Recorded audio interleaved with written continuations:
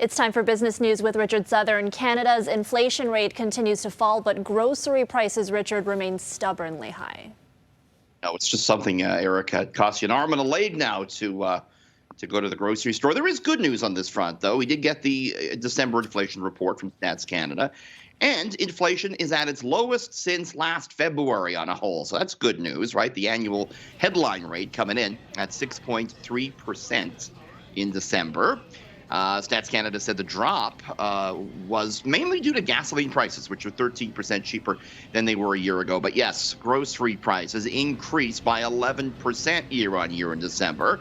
That's a lot, but it is a little bit less than the 10.4% we saw the prior month. Still, plenty of items in the grocery store are getting more expensive. To find out more about this, we asked our food expert, Dr. Sylvain Charlebois. The food inflation rate dropped from November to December, which is really good news. It means that things are starting to be a little bit more stable. The challenge, though, is the difference between the general inflation rate and the food inflation rate. The gap has widened. It's actually at 3.8%. What's driving this now, Sylvain? I would say there are two categories pushing prices higher generally. That would be bakery and dairy.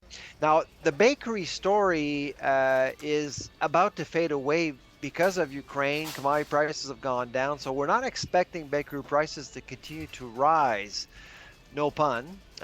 But for dairy, on February 1st, dairy farmers are getting more for their milk and butter fat. So that's likely going to increase prices eventually at the grocery store in the dairy section. On a whole, though, he is optimistic that this whole issue of grocery prices will get better as the year wears on. So we're not expecting any more dramatic jumps in price at the grocery store.